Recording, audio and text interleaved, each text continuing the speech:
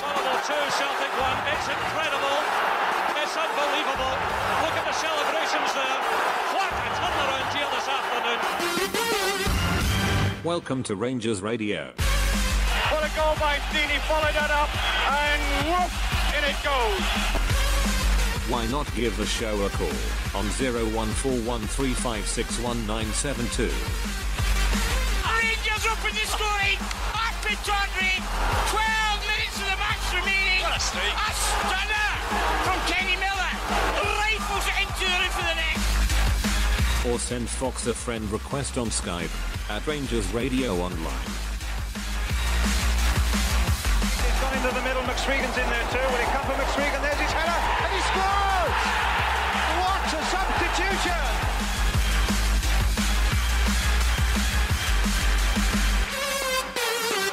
Running inside, is he gonna let flies in? He scores! Good ball! Scores for Rangers! Nacho Lobo with one kick of the ball to take Rangers to Manchester. Rangers are coming! The Scots are heading for Manchester, and you know what? Manchester may not be big enough. Remember, it's all about the Rangers. Well, good evening and welcome to Rangers Radio.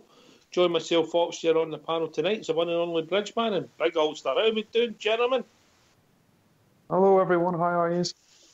Can I say a big good evening to the boys in the panel here, and a huge good evening to the guys in the lobby and to all the Rangers fans all over the world. Good evening and welcome to Rangers Radio. How we doing, Bridge? Excellent, pal. Excellent. Really looking forward to tonight's show. Thoroughly enjoyed last night's show. Oh, by the way, well, it came to my mind. I wonder if I might owe Alan 63 a wee apology, just in case he thinks I was butting in on him or something like that last night. He mentioned something like that. So apologies to everybody if it sounded that way. I didn't mean it like that. I'm sure Alan will be fine. I'm sure he will. Yeah. And how's yourself, Ulster? I'm doing all right. Just when the Bridgeman starts butting in, putting in across him. Yeah. He's good at that. Apart from that, I'm fine. He usually butts in with the heat. Yeah, cool, man. He's a cruel people. Few bar chasers at him, and that's it. Everybody's in trouble. Oh, you're shockers. I remember the day we were out, he said, you've got to retaliate first. Took me a while to work out what Oh, the cruelest people in the whole world, so he's the cruelest people. So, we're building up to a cup tie-in. Once again, Bridge, I know away to Air Scottish Cup, it's no glamorous, but for the momentum of your season, an absolute massive match again, isn't it? Oh, it's just goes on and on, doesn't it, this season? Goes on and on. For massive matches, I mean. This is going to be... by the way, of course, the last one was against an even lower team, if you follow what I mean. Aye. And it was massive, And all of a sudden, we're up against Ayr United, who are quite a good wee outfit at the moment, and they're scoring quite a few goals. Don't get me wrong, I don't think we're going to lose or anything like that. I don't think there'll be anything just really stupid, but the truth is we need our best away form to do something there. And let's hope it happens. That we're good players. Our players are coming onto form. Some of our players are getting quite valuable, I think. Yeah, I'll speak to you later about that. I'll bring it up later.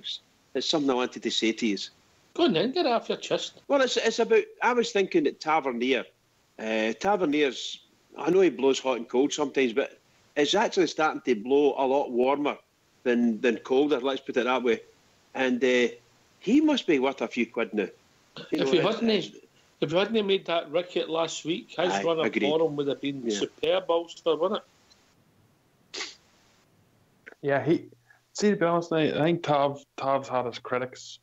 Even myself, I've talked about his gameplay sometimes, but I thought he's definitely done better this season, especially since Mr. Murray's been in charge, to be honest. I think he's flourished really well. He's went into that role, and I think that's maybe helps too with Candeias. Him and Candeias have a really good partnership there, and they help each other out both in attack and defence. So, yeah, I'm very pleased with Tavernier. I think he's been a valuable asset for us this season.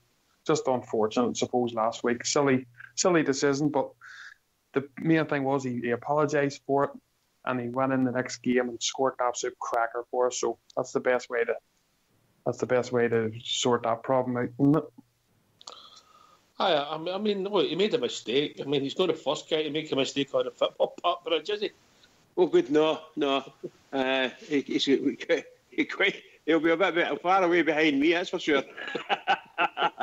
No, I think I was just meaning that I look at them and, 6 months ago, I didn't think he was anywhere near as good in form as he is at the moment. He's proven valuable, and the wee bit of interchange he's got with Candeias is really, really good. So Candeias is up to his value for sure. He's up to his game and his value. Tavernier up to his game and his value. And, Windass is up to his game and his value. Apart from that wee shush bit, that the press are making a big hullabaloo about. They're not bothering their arse about Scott Brown running about battering everybody in the pitch. But somebody puts a shush to the Rangers fans and they're making a big negative story about it. I just think that I'm not saying that they're great players by any stretch of the imagination, but insofar as if you're thinking that they took a close season last season, some guys were saying if they got 500,000, 300,000 to 500,000 for Tavernier, they would take it. And I was saying, well, based on his form, we're hoping that he comes in and you're looking for upwards of 1 million, possibly 2 for Tavernier. So we're getting closer to that, I think. And goalies put some value on himself. Oh, absolutely, yeah, absolutely. Apart from that, to me, that mistake he made against Hibs. Oh, wow. He's got a flaw. That flaw, he's lost a lot of similar goals. But hopefully somebody sits him down and they start working on it. Because I'm with Fox. I think it's actually his feet. And he's not getting his angles right in his movement, and he's getting caught flat on the line, which makes the goal big. But if I can notice that, I'd like to think that the goalkeeper himself, when he watches it, and the goalkeeping coach can pick up on it. Yeah, I think that we should get Papadom wrists out to give him some coaching. Right, okay, I never really thought of that. What do you think, Ulster? Oh, Ibrox doing a Rangers job, I don't know. Maybe he could. I have to agree. Maybe he could show him how not to do it, and then that's a start. Very good. Big Ford's, he's a very, very good shot stopper, isn't he, though? You know what I mean?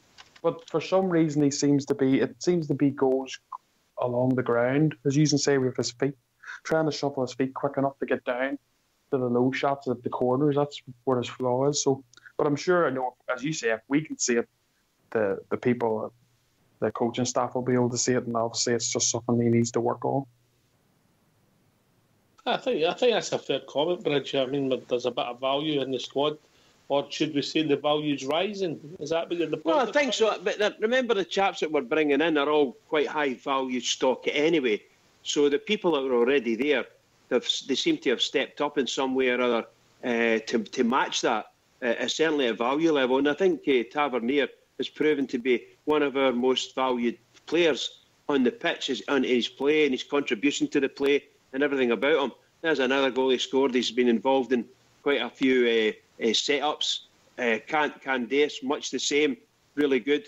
And you mentioned, I've mentioned Windass, but if you look at his performance last season and you look at him this season, I'm not saying he's the greatest player in the world by any stretch of the imagination, but my God, he scored quite a tidy number of goals for us.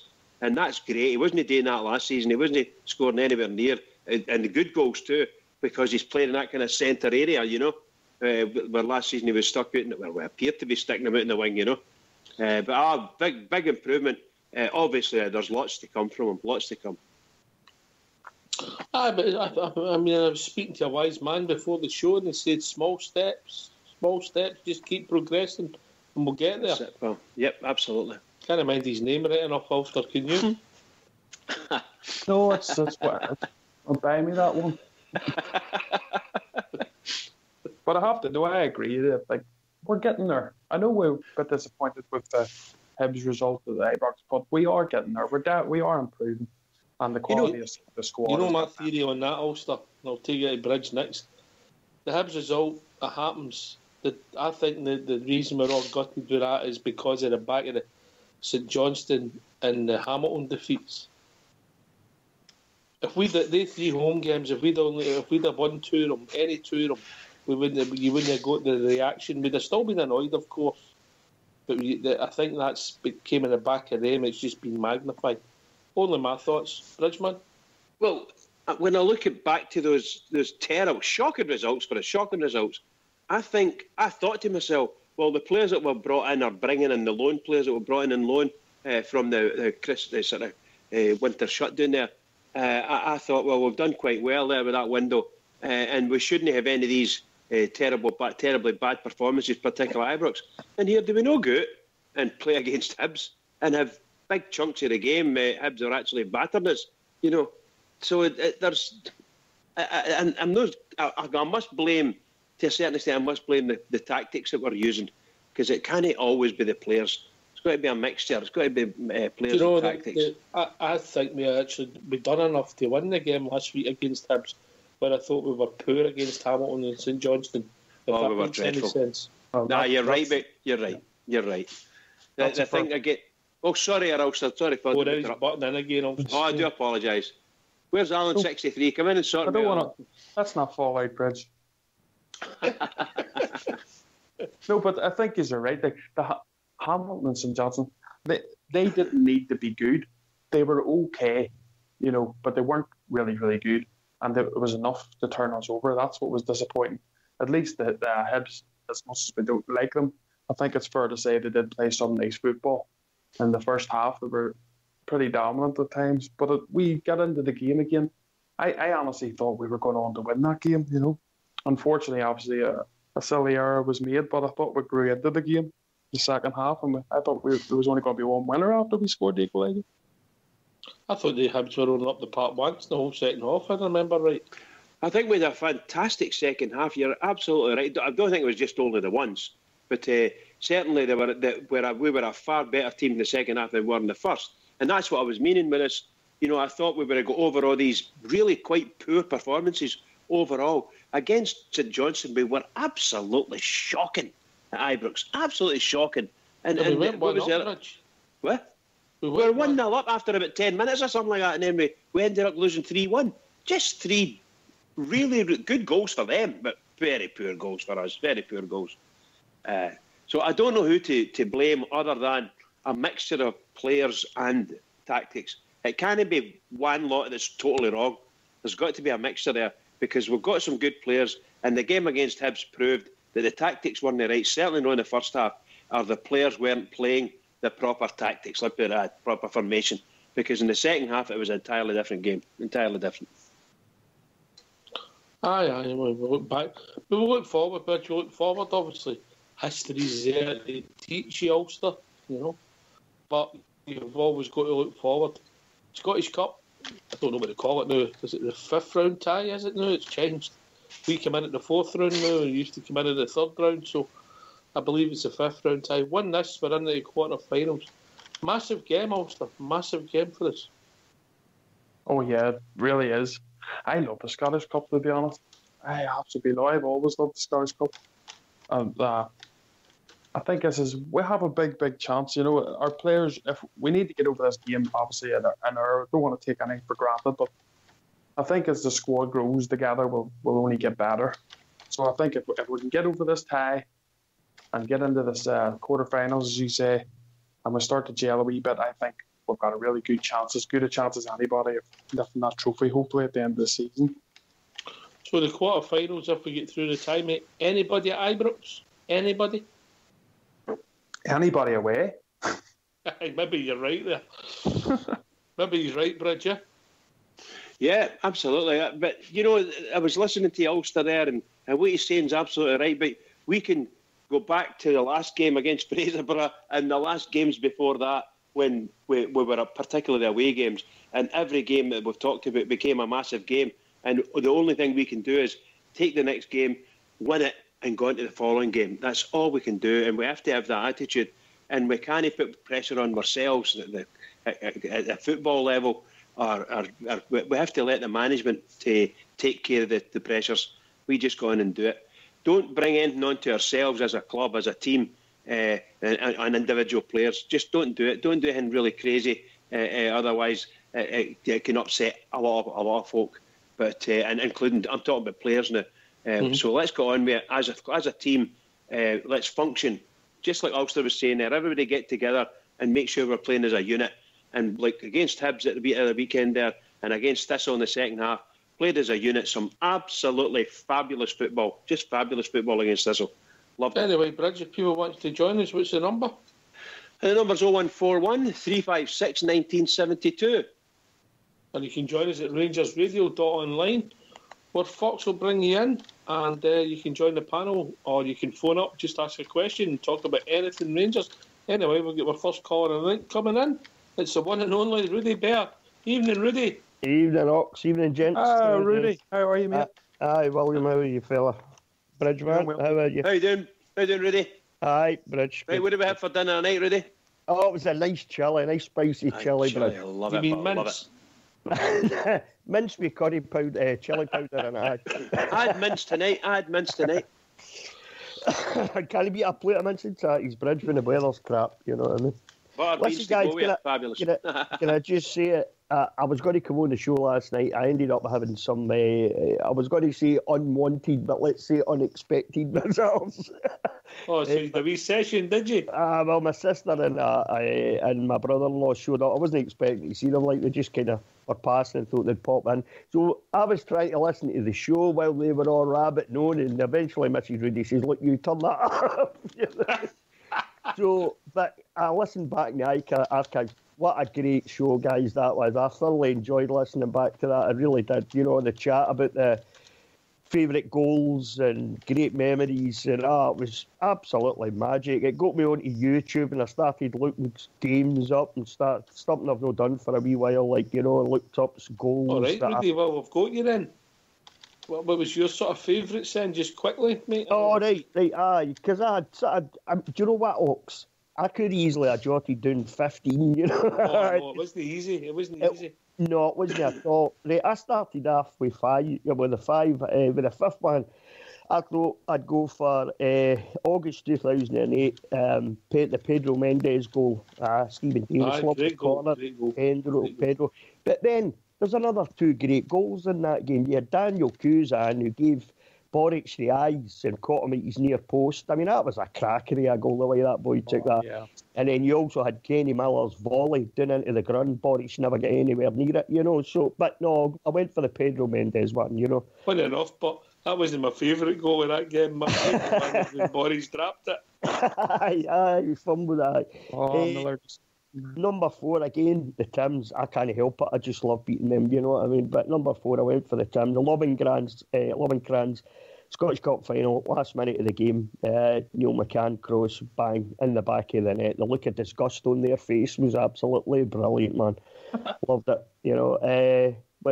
Number 3, Brian Laudrup's header. Tannadice, Dundee against Dundee United for 9 in a row. Went for that for my number 3.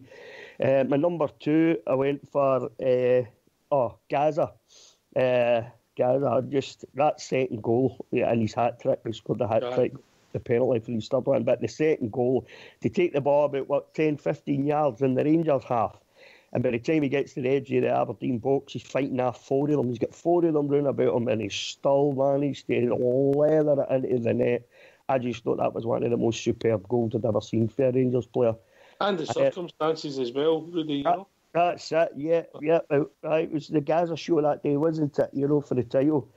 And I will always go for this for a very special reason. For the last one, the Edu last-minute winner, simply because me and my big mate used to be in the East Enclosure, and we were up near the top of the East Enclosure, and when Edu scored that, we ended up about 5 or 6 rows down from where we started. The place was just gone berserk. It was mental. It was absolutely brilliant. And I lost my big pals for school days. That's the two were at that game, and I lost them a couple of years ago. Like, you know, so that's always going to be really, really one of my favourite memories. What a memory, mate! What a memory! I'll always remember that. I'll never forget the person I was with that day either. So anyway, that was a 5 of it. But I could happily have picked an R5. You know, aye. Just a bit of fun, mate. But it was great. It was like when we picked our team, Bridge. That was difficult, wasn't it? Oh my God, aye. Rudy, I went for some more modern ones. I went for in the last 4 or 5 years, And for me, the best goal of the last 5 years for me was the Barry Mackay one against Celtic. Well, exactly. I just thought it was a fabulous goal. Then, another one I looked at and thought about as well was Davy Cooper's free kick against Aberdeen in the League Cup final. Wonderful stuff. George Albert's against Celtic in the semi-final, the Scottish Cup and stuff in '98 and all that. As I said, I could have easily picked an for goodness sake, there was hundreds to pick from, wasn't there? Hundreds. Easy, so it was kind of hard to pick 5, but that was a 5 I went with anyway.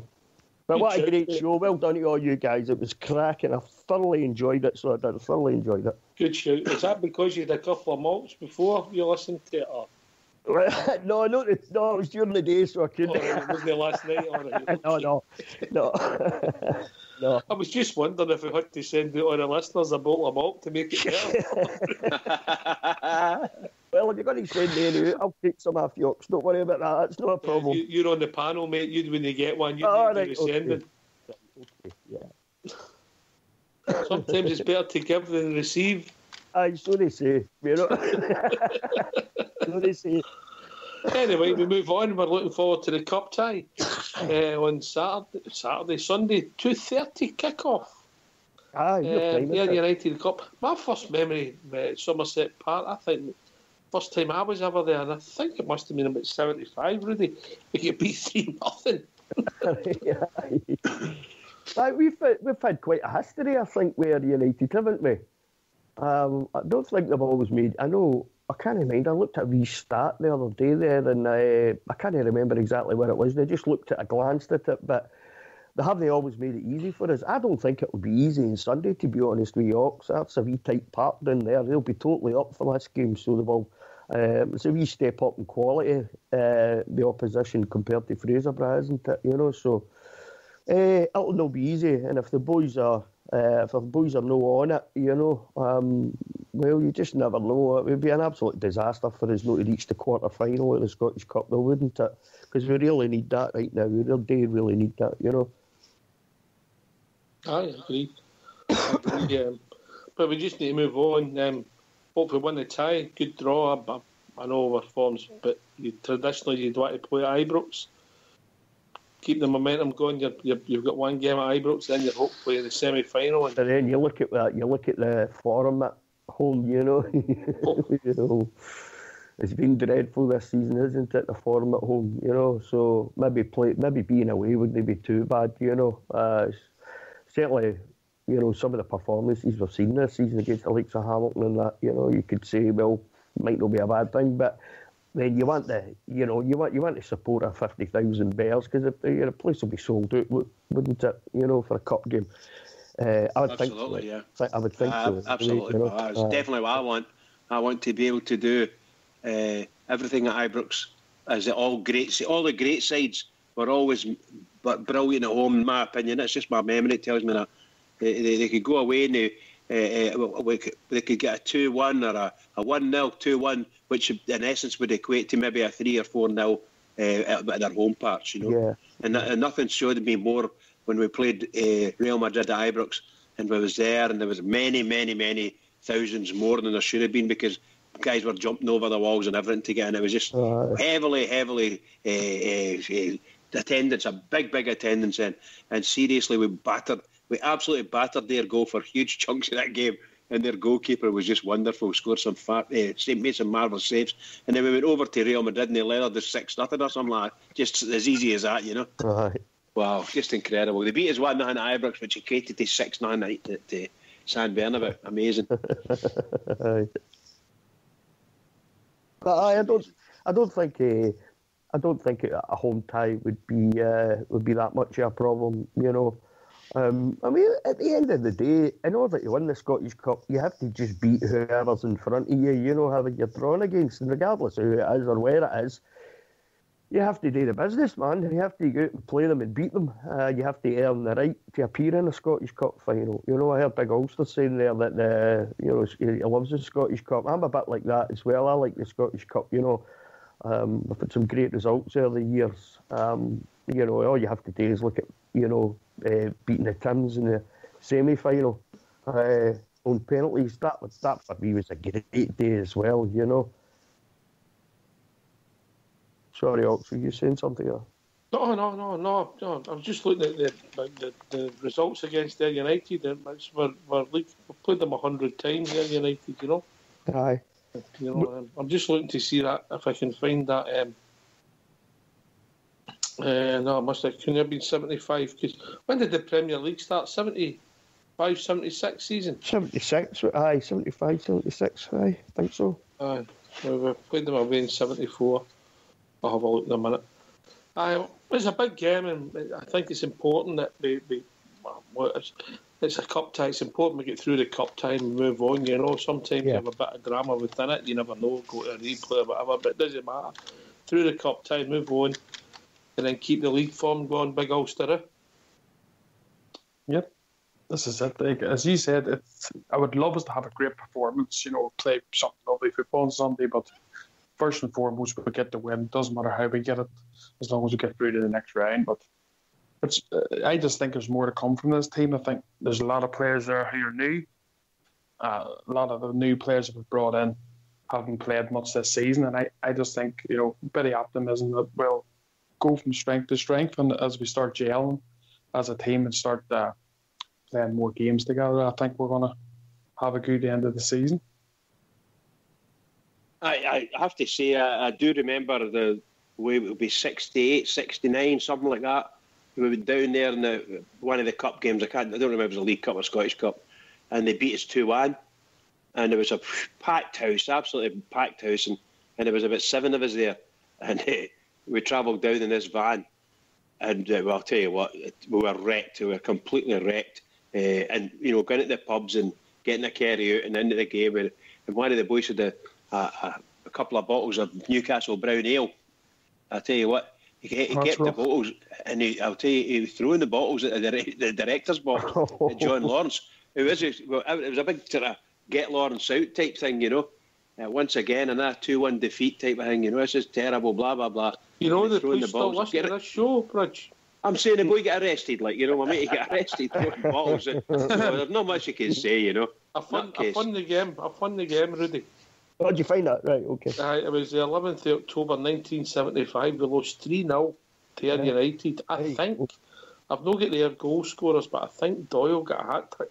Right, there you go then. Right, and the Rangers team was McCloy, Jardine, Dawson, who must have been young then, Dawson, John Gregg, Colin Jackson, Alan McDonald, Tommy McLean, Ian McDougall, who was a nice player, Derek Parlane, Derek Johnson, and Alice Scott.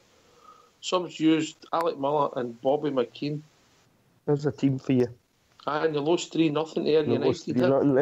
That was the first time I was ever at Somerset Park. There you go then. I'm saying, like I was saying, Ox, I don't think it'll be easy on Sunday. You know, I think it'll be at Type B Park, and they'll be totally up for it. So we need to be careful. So we don't need a banana skin. No, after in the last couple of weeks, couple of games sort of thing. I know it was league games right enough, you know, but. How do you see his lining up, Bridge? Well, if I was him, I would try and keep the same team that did so well in the second half against Partick Thistle. I wouldn't make great changes to the team at all. And the ones that are, I think the goalie will get swapped. Well, you know, there's certain positions that you could actually do that with. I hope it's not Alnwick, because I'm not the biggest fan of Alnwick. I'd rather have the boy Kelly. I think it's Kelly his name is anyway. Mm-hmm. Really, I've seen him twice now. I think he's come on for as a subby and then he's had a full game. And I thought he never done anything wrong. Really good, confident player. Alnwick, he makes me feel jittery. You know, I don't know whether he's jittery, but he makes me feel jittery. No harm to anyone, right? It's just my thoughts, you know. But I think our team's at the point where it starts to pick itself now, and it would need to be an injury before we would make any voluntary change. Like say Kenny Miller, I don't think Kenny Miller will get a game for us for quite a while. Well, we might get some hints for the manager, will we? Oh, there you go then. All right. So lads, if you don't mind, we'll go on mute. We'll hear from your manager, Graham Murty. I'm speaking to Kenny there about his recovery and the frustration that he's had to go through the last couple of months. In terms of his on-field experience. How frustrating is it for you that you've not had him, and how welcome is it that you've got him back now? When you see him just giving of his knowledge to the younger players, to giving of his experience, you can't really put a measure on it, that you have someone like that who's been and seen everything at this football club and internationally. So he sees different patterns really quickly, he sees spaces really quickly, and he imparts that knowledge to younger players really, really well. So having him back in the group adds to our training, adds to their understanding, adds to their development, which has to help me as a manager. Is he fit enough to start the game if you were to choose it? I think Kenny would tell me yes. Bruno Alves, is he in selection? Bruno's taken part in training today. He's taken a full part in training today. I think it's too soon for him to be involved from the start, from the game. But having him back and Kenny back obviously bolsters our options and makes the squad stronger. So from our medical point of view, I think they've done a fantastic job in getting those guys back, because they both suffered significant injuries. So to get them back and actually to give us a structured plan and timescale for them guys getting back has been really beneficial to myself. How about Lee Wallace, Graham Dorrans? Are they? Graham is perfectly on schedule. He's running on the altered G at the moment, so he's progressing really well. Lee is outside and potentially could take part in training tomorrow, but not for Sunday. No, he's been out for a significant period. You have to. What we have to do is give him a training volume and a training load that would help him become robust enough to stand up to the rigours of the game. Obviously, we want all of our players back. We want all of our players to have an opportunity to play. But the last thing I'm going to do is put a player at risk. Are you anticipating a physical encounter at Somerset? I'm anticipating a real challenge. I'm anticipating a team that are full of confidence and score loads of goals. And I'm anticipating a fantastic atmosphere. So it's a real old-fashioned cup tie with a massive challenge for us to make sure that we don't become again the story of the round by going out to a lower league opposition, because those guys are going to be giving it absolutely everything they have, and rightly so, because we're a big scalp. We know that, we understand that comes with pressure. But to play for this football club, you have to deal with that pressure and still go out and execute. So if we can do that whilst being respectful to what they're going to bring to the game, we have a good opportunity to go and get a positive result. You spoke after the game, Graham, against Partick, about speaking to Josh Windass about the gesture. Can you tell us what became of that? I've spoken to him. Josh is aware of his responsibility, both as a professional athlete and as a player for Rangers, that he has a responsibility to conduct himself in a certain manner and comport himself in a certain way. And he's understanding of that fact. And Josh is a very, very off-the-cuff kind of guy. Very much plays in the moment. And I think you saw an outpouring of frustration with his own game at times. And it's something he needs to manage better. But he needs to understand, and he does understand, that he needs to channel that frustration in a more positive way. Because if he had, we'd be sitting here talking about a fantastic goal. 11, 12 seconds of quality, high-tempo football with elements in it that were really, really pleasing. And instead, we're having a talk once again about a reaction that could have been completely and wholly different. And once Josh recognises that fact, then I'm sure his development as a person as well as a footballer would have moved forward. Did he apologise for the gesture? He did. Yep. And once again, this is not something he's thought deeply about. There's no underlying meaning. It's just something that's just off the cuff and of the moment. And it's gone from his psyche, but obviously he understands that in the future he needs to channel what he's feeling into a positive way, both for himself, for the club, and for the fans. Do you feel he's getting unfair criticism? Regardless of if it's unfair or not, he's getting criticised. He has to deal with it, but it's a reaction to his actions. Take ownership of it. He has to own what he did and acknowledge what he did and learn from it and move forward. And I'm confident that the young man that he is can do that, and we will help him in that regard. But he has to understand, obviously, that his energies would be better served putting it into his football and actually celebrating the fact that we scored a wonderful goal. Are you concerned about any reaction from supporters at the weekend to him because of it? No, Josh has got broad shoulders, and development's painful. Learning's painful at times. Sometimes you have to make a mistake and suffer the consequences of it to actually grow as a person. If he does that and he grows from the current player that he is, he could grow into some athlete and some player. But we have to support him in that, and we have to support him when he makes mistakes. We support him when he gives the ball away with a random decision, as he does at times. But we also support him in his growth, and he has to grow through this and accept whatever comes his way and move forward, and I'm sure that he can. Is that a big challenge for you as a manager when you see the potential he's got, but there's a frustrating side as well? Yeah, because there's no doubt that he can execute at a very high level. But we need to understand Josh as the individual rather than Josh as the footballer, because every individual has strengths and areas for development, and one of Josh's areas for development is his decision making, both on the ball and off the ball. He made a poor decision off the ball after scoring a goal. We have to help him get better at that. So it's my job, my task, and my staff's task to help Josh with that. And Josh needs to understand that to get to that next stage, that next level, he needs to improve in that regard, because if he does, he could be on an even bigger stage than the one he has currently, where everything is examined even more closely than he's being examined right now. In terms of the Scottish Cup, how much would success in this competition do for you and going a long way for you having this job in the longer term? I've talked about this previously. I think it would be incredibly selfish and arrogant of me to think about my job at the end of the year. My job is wholly to get this football club moving forward and competing for cups and for leagues. And if I can move us closer by what I do on a daily basis, then my job will take care of itself. But I've got a squad and a club and a fan base that are desperate for success. So for me to walk into this game thinking solely about me is inappropriate, not something I would do. I'm thinking about making sure my team are ready to go and meet the challenge, whatever game we play. And this is another game that we have an opportunity to show what we're about as a squad, but also as a club in what we want to do and where we want to get to. Walter Smith appears to have turned down the Scotland job. You spoke a couple of weeks ago in favour of him possibly returning. What's your sort of thoughts on that development? If Walter has taken that decision, I respect his decision completely, and I will also give my full backing to whoever the SFA do appoint. I do think that whoever they appoint has a massive challenge on his hands to go and help us be competitive and get to a tournament. But I'm just really, really grateful that the ultimate decision doesn't come down to me. Kenny said the same, I think. Yeah.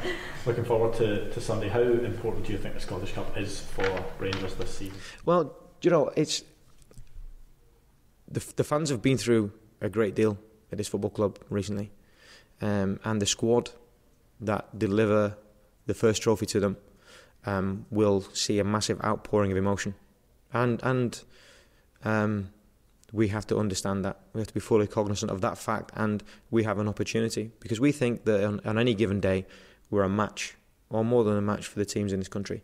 But what we have to do is give ourselves the opportunity to be successful.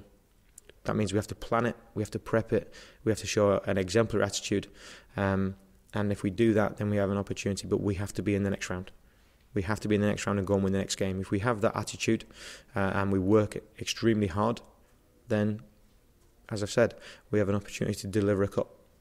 If not, then we have to wait another year, and that gives someone else an opportunity. But we want to be pushing and challenging at the very, very highest level, because I think our fans have suffered enough.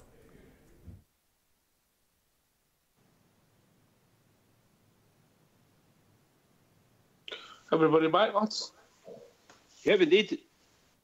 Yeah. If people want to join us, what's the number, Bridgeman? 0141 356 1972. But you can join us at Skype at rangersradio.online. Fox will bring into the call and can discuss anything you like on the Rangers. Ulster, any thoughts on the interview? Yeah, I thought he could come across pretty well again. I think, well, that answers the question. I think we were talking just before. I hadn't heard that interview until there now. Maybe Alves would, maybe a chance of him getting a start because of the cup, but obviously not. He says he's not fit enough to play. But and obviously I've got Kenny Miller now, who's in full training, so he's another one who'll be available for the squad. But no, I think they're getting bogged down a wee bit too much for me in the Windass incident. It was off the cuff, silly decision, but I'm happy enough that the manager's talked to him. I'd say he is a young player, and he's let him know that he's probably done something wrong there, and I'm sure it's something he'll not do again. But that's the kind of interview it was. Didn't really take too much out of it, but no, but happy enough of what Mr. Murray had to say for himself. quite annoying, Rudy, for me when they pick up on something like that as if it's a story, you know. And you want to hear who's fit and potential lineups and who's going to be playing and what he thinks of the opposition. I'm not really interested in something that's petulance and worse. And I'm maybe see it different for everybody else. I think sometimes some people are too easily offended, you know. Yeah, I agree with you 100%. You know, it means nothing to me. I don't care about it. It doesn't bother me in the slightest. I know there's still a lot of Rangers fans that are bothered about it, though, you know, for what I've seen. But me personally, like I said to you the other night, I think we can be a wee bit too sensitive sometimes as a support, you know, and it's maybe down to what we've went through since 2012, you know. Potentially. Aye, but I mean, that's just the media in this country for you. They get their mitts on something and they pick at it, you know. And I mean, you can stick a tenner on it. The next presser like Graham Murphy does, it'll be brought up again, you know. Depending how Josh Windass plays on Sunday, you know, Monday or whatever it is when he does his presser, it'll be brought up again. You know, because that's what they do. They just keep picking at it. But for me, I said to you the other night, if Josh Windass keeps scoring the kind of goal he scored against Thistle, he can do what he wants for all that. Every week if he wants. You know, but I'm quite sure, though, that somebody at Ibrox has taken him aside and they've just had a wee chat to him. You know, says, look, son, you know, concentrate in your game. You know, you could have scored that goal, cracker of a goal, took it beautifully, and you could have went and celebrated with the fans instead of that. And I think Graham Murphy hinted at that. You know, instead of that, it's now become a story. You've gave them a story that you shouldn't have gave them. What they should have been talking about is the great goal you scored, you know. Goal of the season. Absolute cracker of a goal. You can't take that away from the boy. It's like I say, if he does that every week, does it really matter, you know, if he goes shushing you occasionally, you know, it's neither here nor there. Another thing I picked up from the interview was Kenny Miller. Kenny Miller looks like he's fit back in the squad, so you just never know about Sunday. I never heard that, but... I would actually like to see him go with Jason Cummins again, to be honest, because I think... I thought Jason Cummins done well. I mean, I didn't think that Cummins had that in him yet, but yeah, he gave us, 70 minutes, and I thought he was excellent. I thought he had a cracking game against Thistle, and fair play to him, you know. The boys already said that he's not 100% match fit yet. It'll take him 2 or 3 games to get there, and I think he could be doing with the minutes on the park. So I would start with him again on Sunday, and see where it goes for there, you know. Mm-hmm. Well, we'll go to Mr. Sensitivity himself, Bridgman.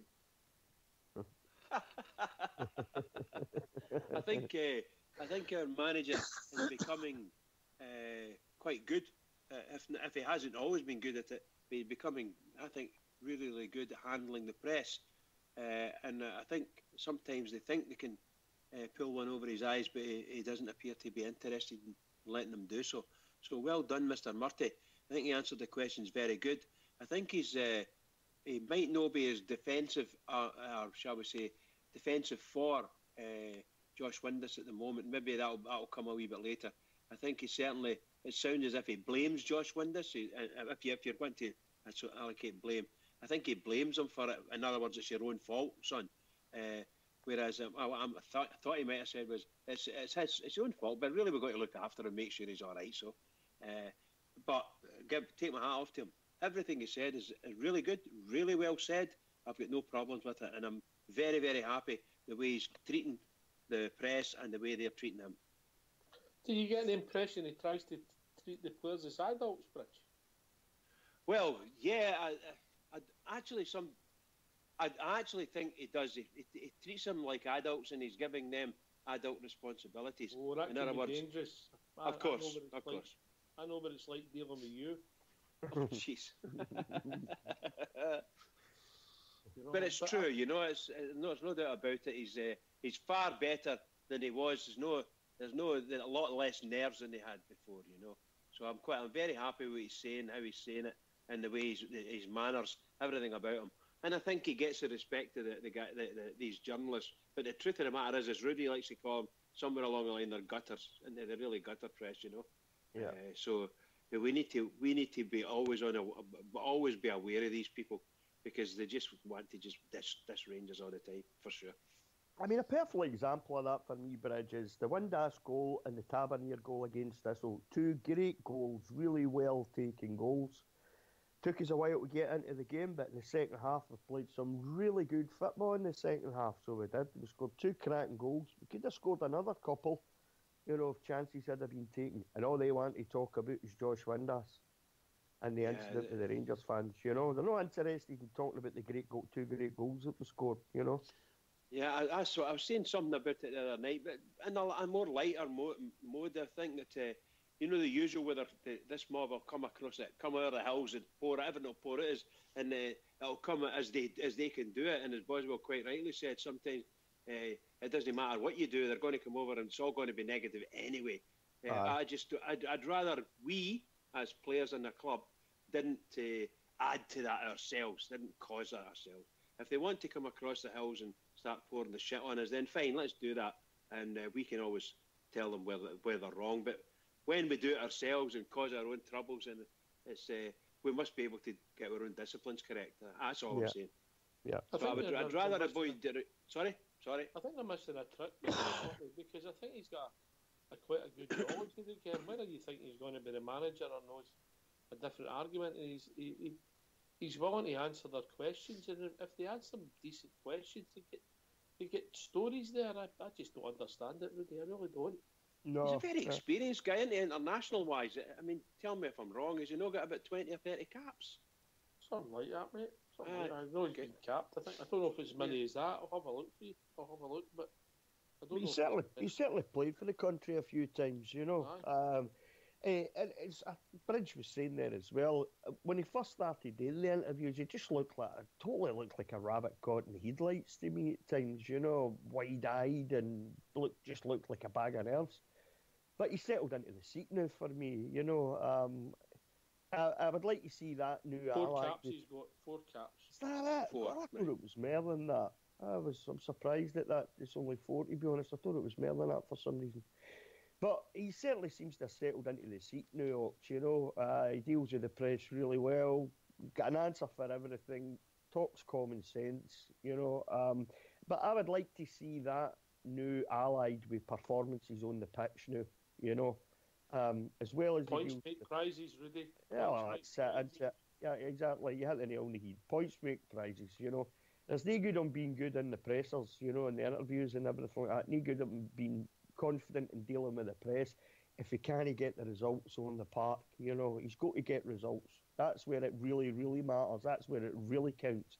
Then basically, if he's getting result after result after result, he can sit in that press room and they can ask him anything he wants and he can just ignore it if you like, because he's getting what he's doing, what really matters, and what really matters is the performances on the pitch for me. Yep. Can't argue with that, mate. And I think that's obviously if you like, the Bucky Rain had the chance of getting the job, and obviously if he goes in another run, things might look different. But because it's raw for last week, that's put a real black mark next to his name. Going forward as we sit today, Well, we had that really good spell there, didn't we? The feel-good factor was back. Everybody was happy. We were all excited about the second half of the season, we beat Aberdeen again. It starts off with against the game against the Timbers. We were disappointed that we hadn't actually won the game. We go away to Florida. We have 2 good games in Florida. Beat the Brazilian champions, come back. Fraserburgh's cancelled, but then we play Aberdeen and we're thinking, well, maybe they'll be a wee bit rusty because then I had the game against Fraserburgh. No at all. Played really well for about 70-75 minutes of that game and thoroughly deserved the win. And so everything's up, we're all up for it, we're all excited about the second half of the season, we're all happy about how things has gone, we've got new signings came in, we're happy with the new signings, in the January window, Cummins and Docherty and all that, and we're happy about all this. And then we get the Hibs result. And it doesn't take much, for the feel-good factor to dissipate up, a couple of bad results, 1 or 2 bad results, and you're back, you feel like you're back at square one again. And I kind of felt like that after the Hibs game. I was absolutely gutted because I never seen that coming. I really didn't see that. I was so confident that we were going to take them apart that day. we were going to really be... Even worse, Rudy, when we go to the equaliser, I could only see one team winning. Yeah. You know, and then, but when you look back in the game, maybe we had the better in the first half, but we certainly were the better team in the second half. But the thing is, the game was won for them by two stupid mistakes. Wes should have got that. They allowed McGinn to run 25, 30 yards with the ball and then have a long-distance shot, and Wes should have saved that. You know, Wes really should have saved that. And then you've got Tav with a penalty. You know, and you just think two stupid mistakes actually cost us that game, you know. So, but it's like I say, one or two results like that, and there's the feel-good factor gone again. You know, it doesn't take much. It takes a lot to build up the feel-good factor, but it doesn't take much for it to dissipate again, you know. A lot of truth in that, really. It's that's why when you get, I don't know about you, I'm so passionate. Obviously, there's thousands of us are all passionate about Rangers, but maybe my age. It might just be my age. I get concerned, and my concerns get deeper and deeper. And the last 6 years, 5-6 years, has been absolutely horrendous for people like me, like other Rangers fans. But just wondered, thought we'd completely lost it. Here I'm now 71, and we're back with a bang. But it's bang, then it's the discharge, and then it's a discharge, and it's bang again. You know, and it's like you said. You know, you're getting high and then you're getting low, you're getting high and getting low. And we're looking for a bit of steady up there. Get up there and be steady a bit, you know. And it feels like 2 steps forward and 1 step back at Bridge at times, doesn't it? You know, and how many times this season have we got a good result or a couple of good results and you think, hey, that's it, we've turned a corner here. And then, bang, you know, you get a crap result and you're like, you know, it's like you've took a step back, you know. But hopefully, from now on in, you know, I would hope that they've already sat and looked at the Hibs game, saw where they went wrong. I mean, Tav came out immediately almost after the game and apologised. You know, he knew what he'd done, you know. So hopefully they'll sat down, discuss the game, and they'll know what to do that again. They'll want to make sure that doesn't happen again, you know. And they've got to start off on Sunday with the win against Derby United, get us into the quarter-finals of the National Cup. That'd be a great, wouldn't it? It'd just be fantastic if we can get ourselves up and get this a wee bit of consistency. Because even though people like me are sometimes I come over a bit negative. I don't mean to, but we sometimes come over a bit negative as to the way we feel and our emotions because of a bad result against Hibs, and not just a bad result, but sometimes downright poor play as against St Johnstone, and it gets emotionally sore, and it's really sore. Because I know as a club, we're a lot better than that, and so we should be. We're still putting a lot of money into the club as fans, huge amounts of money going into the club as fans. We're getting on our feet. We'll get the new a new finance package with a sort of credit facility with a finance company. Yeah. So that should ease a lot of worries. Obviously, we don't have the same type of finances that mob across the city, but that'll come. I'm quite sure some of it will come anyway. But these are the kind of things you get upset with that. But you know, when out of all that, here we are. We're still, no matter what we say, we're lying third in the league, 3 points behind Aberdeen. You know, and we're moaning, you know.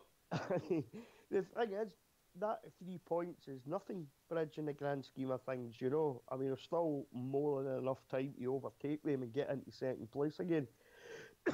But that's got to happen. They can't finish third behind Aberdeen again this season, in my opinion. That just can't happen again this season. We have to finish second, and a good second as well. You know, we have to have a good run between now and the end of the season. I mean, you're going to lose the occasional game. I mean, let's face it, we've seen far better Rangers teams than this one, but it's lose games, you know what I mean? It just gave you one at lost 3-0. Well, there you go. Exactly. You know, so it happens. It happens. But what you have to do is you have to safeguard against it and make sure it happens as little as possible. You know, as little as possible. It's been a real frustrating season, Ulster. I mean, obviously, I'm not going to. We can't blame you. It's not every time you're You're very kind. But the games, every time we seem to. Obviously, we started the season, we beat Motherwell at each peachy game. We say, right, we've got Hibs and Hearts at Ibrox. Beat the two at Ibrox. We're sitting with 9 points and we see where it takes us. 1 out of 6 we take. All right, there was a lot of drama around about the first game, but we still only took 1 point out of 6. And that's how the seasons went. Every time we look as if it's been really frustrating for me, you know, because games we should have won, you know, St Johnstone at home, Hamilton at home, Dundee away, you know, it's just there's and then Hibs again. Hibs at Ibrox, you know, if you take these 6 points against Hibs at Ibrox, we're really in the hunt, you know. Well, this is it. I think and the home at Ibrox has been our problem. This is where it is most frustrating because these are the games where you expect to win, you know, and you expect maybe to lose the odd away game because it's a tougher venue. But away we've been fantastic in the main, or we've been very, very good. But at Ibrox, there just seems to be an issue there. Just cannot win at home for some weird reason. I don't know what it is. It's just unfortunate, but I'm still optimistic. I still think we've got a better quality of player in now, and I think we're going to kick on eventually.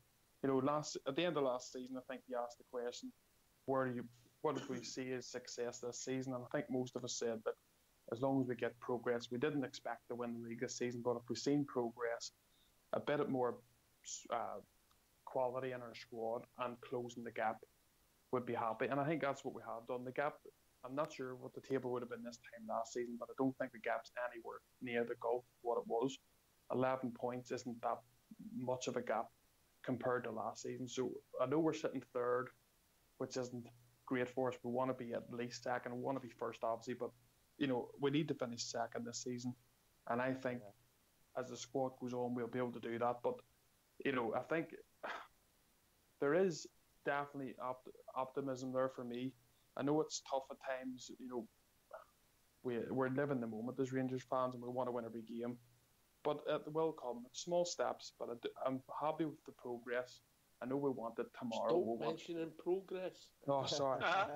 But it's, you know, it's easy to get ourselves down, and you know, and we all do it at times. I was the same after the Hibs game. I didn't even want to talk to nobody. I was absolutely gutted. But that's just the way it is. But I think if you sit back and you have a couple of days to look at it, I'm happy where we're going. It's even when your supporters club comes over and we win a match, you'll not know what to do with yourself, will you? We'll not be coming home. We'll just stay there. No, but I'm happy that we're going to get there, guys. We are slowly but surely, but we'll be there again. We'll definitely be the top club in this country again. No doubt about it. All right, that's well, we've reached that time of the evening. That one. Fox is going to use a tune. I know personally. But if people want to call us after the tune, what's the number, Bridgeman? The number is 01413561972. Or you can join us at rangersradio.online where Fox will bring you into the conversation. So if you don't mind going on mute, Fox will give us a tune. From a guy so young to Glasgow City, they come seeking fortune and a new way of life. How could they know their ambitions would grow? Such a beautiful story, and here's how it goes. Four lads had a dream to start a football team. They had no money, no kit, not even a ball. They still carried on. The Rangers were born. Kidnapped, 54 titles, we're still going strong. So hoist up your Rangers flags, sing with your heart and voice, celebrate the greatest club in the world. Let our history show what we already know. We are the Rangers, the greatest of all. Four lads had a dream to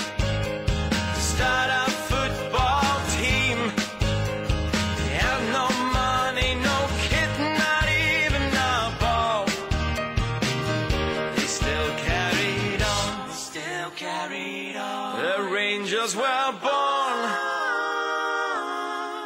54 titles, we're still going strong. Four lads had a dream to start a football team. They had no money, no kit, not even a ball. They still carried on. The Rangers were born.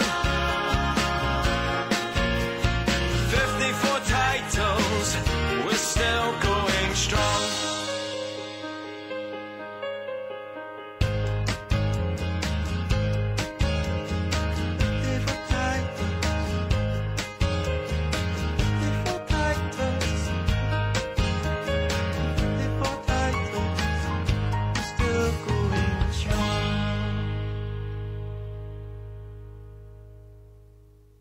Enjoy that, Bridge? Absolutely. I was actually singing Foxy's version. I was singing that to myself as well. Really good stuff.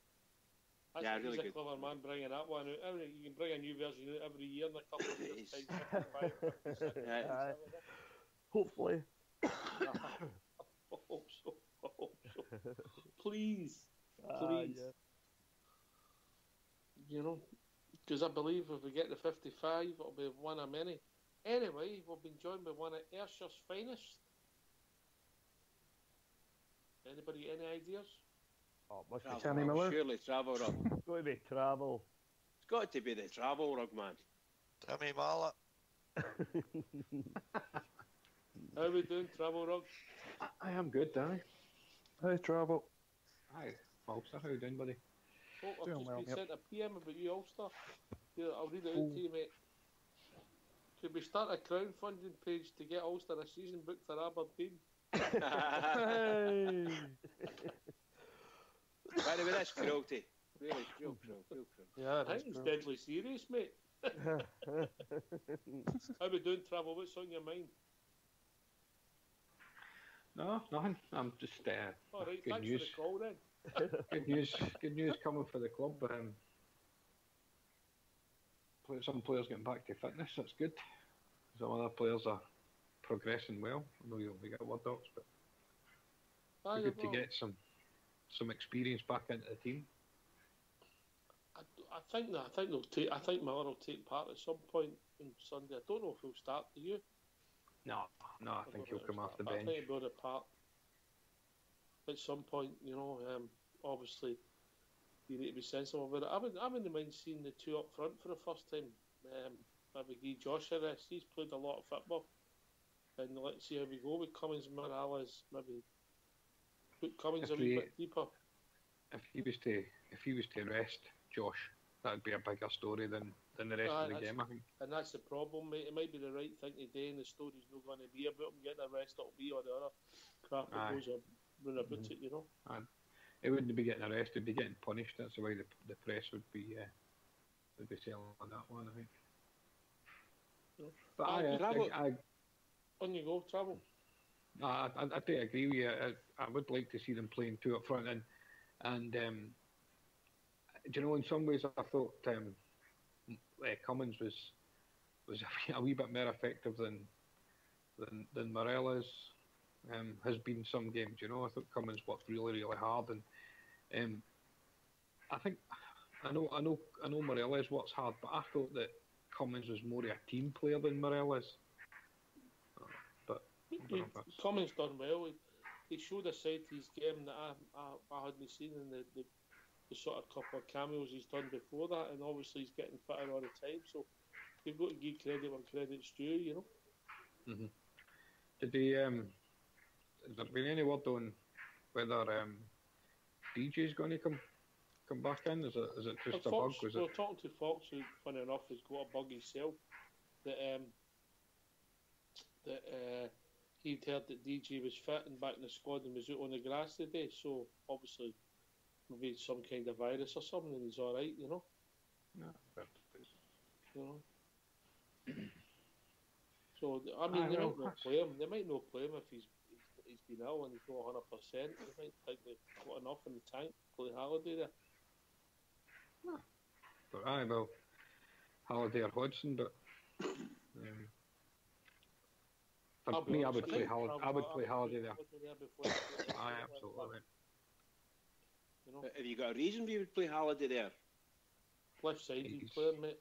And I think Hodgson looks very poor on the left side. Oh, yeah, as opposed to Hodgson, yeah, 100%. I was thought you were actually saying you'd rather have Halliday than, what do you call him, Declan John? No, not at all. No, just Declan John's not 100% fit. I thought Halliday linked quite well with Gosson. That second half on against Thistle. So Halliday's got some football about him. I know he's an easy target, but I'd have him in my team. He would certainly be always in my squad. I would most assuredly have him in my squad if he was fit, because he'll give you 100% all the time. Aye.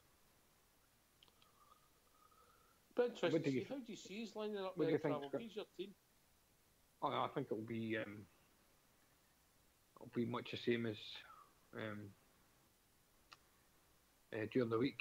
But Jason Holt suspended, is he? I don't know, is he? I suspended Holt. I think Jason Holt suspended. Or maybe it's a league game Jason's suspended in. I can't mind. I remember hearing he's due a suspension anyway. So I'm sure it's this game, Travel. I'm sure it's this one. I'm sure it's a cup game. But I think it'll be much the same as during the week. But he might swap Morelos for Cummins. I'm very much. I don't want to see Alnwick in goals. I think it's going to be Fotheringham. Although I think Fotheringham needs to just sharpen himself up. I thought it was a wee bit dodgy and during the week there. Some close balls he should have came for. I think I just don't know that he's playing with full confidence just now, bizarrely, because he's had some cracking games, but he just seemed rooted a couple of times, and he should have came. But other than that, it should be hopefully DJ's fit. If not, I would have Halliday, but the rest of it should just be picking themselves. Who are you bringing in for Holt if Holt's suspended? Greg Stewart, Greg Docherty. Docherty could go in there, aye. And you know, it's I know a lot of people have been talking about it, but the boy Burjonis has just slipped out the picture, hasn't he? Which is unfortunate, because I think he's been decent. He's obviously been back for the development. Did you notice some 7 of our players got called up to the Scotland Boys? 7 of them. I'll just tell you a list of them. On you go, Travel. No, I'm just saying, I think what we're building is going to be the future of the squad, the future majority of the Scotland team. If you look at, I think Bates has got the potential to be a Scotland player. McCrory, Greg, Jason, Jason Holt and Jason Cummins. There's a lot of other players in. Jamie Murphy. So we're going to be champing the door with a lot of your players playing for Scotland, and it's going to give me a bit of a dilemma. I might need to sit and watch them again. Aidan McAdams and Kieran Wright will vie for the goalkeeping spot. And the defender's Aidan Wilson, who's went out and loaned to Dumbarton. I think that's a good move for the boy. Right. A wee bit of game time, and also just move on for the development squad. Aidan Wilson, Matthew Shields, Jamie Burjonis, Greg Little and Zach Rudden are the 7 players, and Rangers are the most represented club in the 20-man squad. So we've gave a third to the squad, mate. What is did you mention Ryan Harvey? No. Or is he too old for that now? He's a bit like yourself, mate. But he's been scoring a few highlights. I don't even know him. He's been banging a few goals in since he went to Livingston, hasn't he? The boy seems to have a knack of scoring the goals. I mean, it just didn't work in the cameo. He needed a goal, you know, to get him back in the team the following week. It never quite worked for him, you know. But I wish Brian Hardy all the best. But people might say that's his level, but you don't know. really can't judge him. I've never really seen enough of him play. You know, he never had a run in the team. Nah, he's always going to struggle to get into that position. I think certainly the supporters would probably be demanding that somebody would buy for that position. There's no somebody would. So, how do you see us lining up on Sunday, Bridgeman? Well, I've said that, in my opinion, we should be going for the strongest team, the closest team that we started the second half against Thistle, because we scored just before and then great goals. So the players were on form just at that point in time. It's at half time. So that's what I'd try and get to. But I didn't know about the suspension of Holt. But I think that Doherty would be an automatic replacement for Holt, and probably would fit right in there, and it gives him a chance to try and get 90 minutes under his belt. I do believe that, I think I said to you a couple of nights ago that the boy Goss got kicked in the face, so hopefully he's fit enough to start again, because he seems to be playing quite well some parts of the game, doesn't he? Lovely passer of a ball, taking good free kicks and things like that. So we might, if he dropped out because of an injury, we might struggle a wee bit getting someone of that quality into the team. But other than that, I think we should start with that. I really don't want Alnwick to play, to be honest. I don't want to say too much negative, but really don't want him to play. I'd rather have Fotheringham or Kelly, to be honest. All right. What about you, Ulster? How do you see us lining up? Trying to think. I don't know if he'll try and throw in a few ones that haven't played much. I hope he doesn't, because I think we need our best team playing as much as possible. I'd like to see Doherty in there if Holt is unavailable. I'd like to see Doherty getting a start. I think it would go Cummins again in front. I would think it would go with something very similar. The only thing is, I think you touched on it, Alex. I think he might change the goalkeeper. I know Bridge, you're not too fond of that. I'm not saying that's what I would like, but I think he might just put Alnwick in there on Sunday. Yeah, so they are, mate. So they are, bizarrely, but I get Bridge's point. Rudy, how do you see us lining up? I think we'll like Bridge. I would like to see us go more or less with the same team that played against Thistle in the weekend. I'm a great believer that if a team's winning, you keep playing them. It's as simple as that, you know. I don't agree with this. See this rotation carry on. I'm no big on rotation. I just think in order for a team to you know, if they can get a run of games and they're winning them, then I think you should just keep them together and just keep playing them until, hopefully it doesn't but until it starts to go wrong. Then you can start looking at changing it. Alnwick, for me, I don't think he should play, because I think the boy's a bomb scare, to be honest with you. I'd much rather see Wes in there on Sunday. I don't think we can take any chances. We shouldn't slip up. I'm hoping we don't slip up. But for me, I would just start with the same team that played against Thistle and just take it for there, and we'll see how it goes. And that means starting Jason Cummins ahead of Morelos as well, I think. Or go with the two of them up front, Morelos and Cummins. I don't know if you've seen... Who'd you drop, Ben, if you do that? Well, unfortunately, it would have to be Josh Windass. But then you look at Josh Windass, and he scored 4 goals in the last 2 games, isn't he? All right, it was a hat-trick against Fraserburgh, but it was still a hat-trick. Still was the only player that scored against them, Pete. Exactly, and he scored a cracker of a goal against Thistle. So, you know, does he deserve to be dropped in his performance, maybe? Hasn't he been great in these 2 games? I don't think it was great, but he scored some cracking goals, you know. So it'd maybe be a wee bit tough on the boy, sitting him on the bench for a bit. But it would just be nice to see Cummins and Morelos together just for 90 minutes, or maybe not even for the full game, but maybe for about 60 minutes, just to see what the story is with the two of them, see if they could come to some kind of partnership. We know Jason Cummins is no fully 100% match fit yet. The boy said that himself, but yeah, he had a really good game. Really, really good game. He showed us parts of his game that most of us didn't think he had on during the week there against Thistle, and I was really surprised by that. I wasn't surprised by him playing well, because I think he is a good player. I would just like to see him and Morelos up front, just in a game like this, just to see how they go on. But I'm a great believer in don't tamper with the team just for the sake of it, you know. And certainly shouldn't be taking Ayr United lightly either. That's something else you shouldn't be doing, because they'll be totally up for this game. So they will totally up for it. This game and then away to Hamilton, so we'll see how it goes. But I think, I don't know if I would do it, but I think I'll be back and goal. I think it'll be this, depending on Declan John. If Declan John's is not 100% fit with his illness, I would think that Halliday will play. Candias and Murphy, I think, will play. Goss will play, and then it'll be another. You never know. He could play Josh Windass and then play in the midfield role, and then play Morelos and Cummings up front. You think you play Windass with Goss? You mean? Is that what you mean? I don't think he will. I think if Holt is suspended, I think that Greg. I've just checked. I've just checked the SFA's website, and it says an SPFL match, so it must be good for the cup.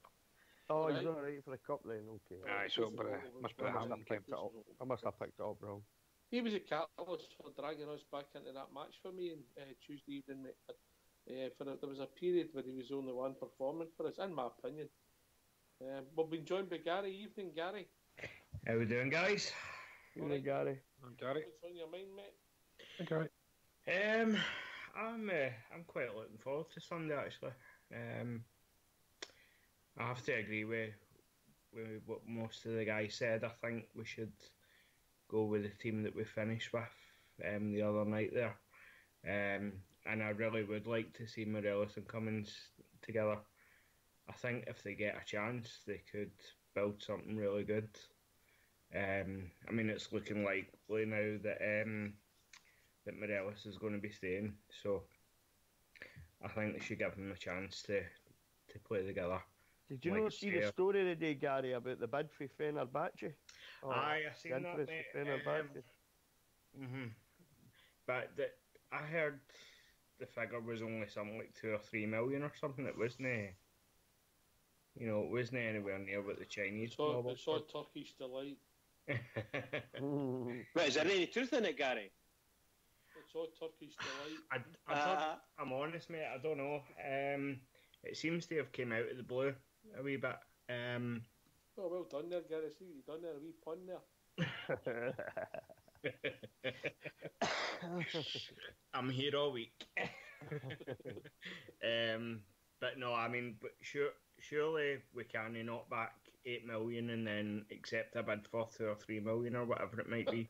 Do you know what I mean? Nothing will surprise us. The figure I saw, Gary, was 12. 12, was it? Aye, that was the figure I saw, mate. Aye. I'm trying to remember. Was it Rangers? I don't know if it was Rangers Media. It was one of the guys anyway. And they sort of on social media, they'd put this on social media, and somebody said to them, "What is the figure?" And they said 12. Well, I would happily accept that. I would definitely accept that. You'd have to seriously think about it. Seriously look at 12 for a player that would go for just over $1 million. Aye. If that was the case, But then you don't know if it's true. You know what I mean? Maybe it's just a daft rumour, Aye. It does seem to be in quite a lot of the media outlets, though. Aye, I know. There's quite a lot of reporting going on about it now. But see, I can't help thinking, has wee Alfredo done enough to go for 12 million? Don't get me wrong. No. I can't understand why anybody would look at Fredo. I like him, don't get me wrong. He's a cracking young player. I think he'll only get better the next year or two, Rudy, he's coached properly. 12 Rudy, against Hibs, he didn't look like a £2 million player. No, that's... So you on the iron? Are you finished with the tumble dryer? You got the iron gone now? You've got a point there, Travel. He certainly didn't, did he? And that's why I'm thinking. There's been other games, though, as well. I don't think, I've looked at him and kind of thought... If you're signing the boy, you're signing potential, isn't it? That's all you're doing. 12 million for potential, though. Aye, well, that's the crazy world we live in. Aye. Yeah. I mean, I know it's not a lot of money to you, but it's to me. That's like saying, is him across the city done enough to earn a 40 million price tag? No, I don't. I'll let Bridge answer that one. It's a big no from a Bridge. Oh dear. I don't know. Oh, every week he plays, I think his value falls, Bridge, didn't it? Actually, it'd be better. They would be better keeping him on the bench, or saying that he's injured, or whatever.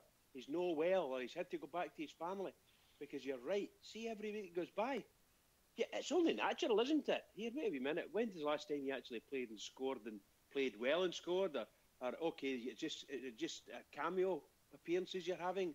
What's actually happening with this guy? That kind of thing, you know. Because there's lots of money sloshing about down in England, and they're desperate for people who'll put the ball in the net. Somehow or other, this guy's been overlooked. Good luck to him. Well. I think the trouble is, mate, they all had a look at him when he was doing in England.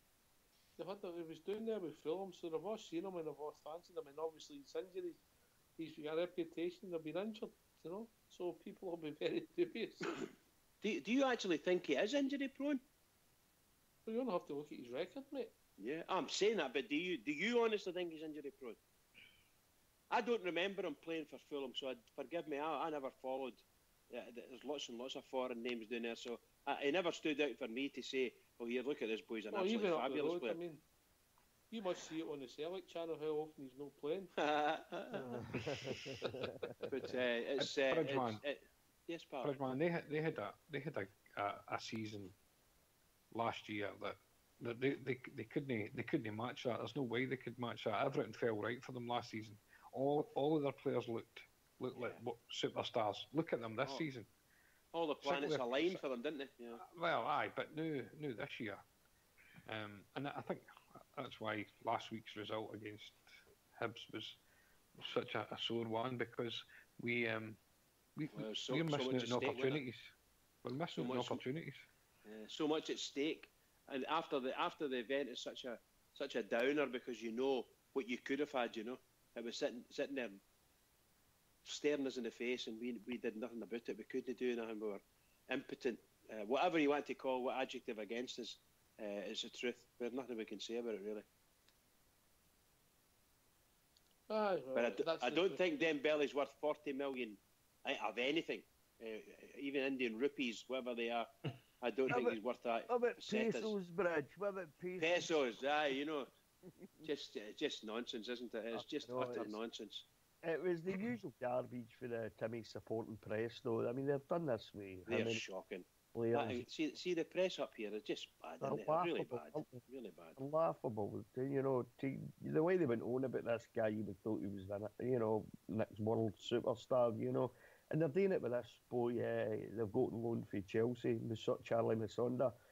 They're on about this boy like, you know, he's the next big thing, and you think, well, wait a minute, he played against Kelly and Kelly beat them 1-0, you know. Yeah. It's the usual garbage. He's going to end up being like that one we had, that one, the one for Spurs. Remember him had done the rainbow flick? I can see him. Odua. I can see that. The difference being is travel. He'll get much more protection after the referees, though. Good point. That's a good point. I don't know if you spoke about it, but more strength to Craig Levine. Isn't he causing trouble? Aye, good on. It's about time somebody came out and started calling them out for it. And do you know what? And again, to get back to us dropping 8 points last week, look what he's doing and how rattled they're getting about him. Could you imagine if us or Aberdeen are 2 points behind him or something? You can just see Brendan absolutely losing the plot. Scott Brown's already biting every time Craig Levine opens his mouth. The two of them are going after him like mad. A couple of weeks ago, Rodgers walked out to a press conference apparently, or an interview or something. You just get really wound up and walked out apparently. And that's a frustrating thing for me, Travel, is the fact that we've beat Aberdeen 3 times this season. We drew with the Tims and we beat Aberdeen 3 times. We beat Hibs at home, we beat Hearts at Murrayfield. and we're still sitting 3 points behind Aberdeen. Now, you look at the points that we've dropped at Ibrox, against St Johnstone, against Hamilton. We could be having such a better season this season. We really could do. If we hadn't had the really bad performances at home. Home's been a nightmare for us this season, playing at home.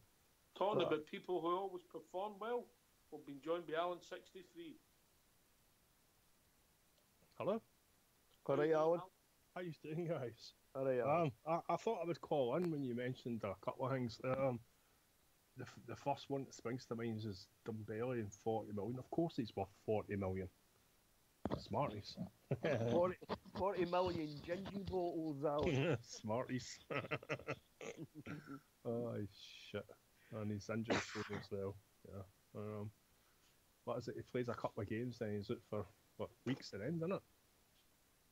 But it'll be a kind of lost season, won't it, Alan? If the boy doesn't do anything between now and the end of the season, if he gets injured again or if he's out for any kind of stretch at all, even getting picked, it'll be a lost season, a completely lost season for him, won't it? In reality, and more power to him. And I know he's them because they're obviously trying to tout him in the windows and whatever, and they want him scoring loads of goals and get out there so they can get yourself. I don't think many clubs will touch him. He might end up going abroad because I don't see Andy, unless it's one of the right poor sides in the Premier League, wanting to buy that guy. Yeah, because like I said, you're going to have him on your sick bench, you know what I mean? And he's not going to score many goals against some of the top defences, not a chance. Especially when you think the boy I used to always slag, Kiernan. Kiernan could mark him out a game bar the 1 minute. They always get caught with 1 minute in a game, and that's not two would maybe score. Anyway, enough about them. Back to us. I would like to see us when we play against Ayr United, starting with Docherty. Drop the boy Windass because he's a poor player. It doesn't matter, he scores goals. He's playing in a wee pitch, he's got a lot of space, he's not going to get it.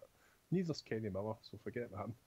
I would definitely play Cummings and the wee fella, the wee barra, Morelos. I'm just not sure what the formation should be because when you play a tight three in the middle, the wee guy Candace doesn't really kind of fit in.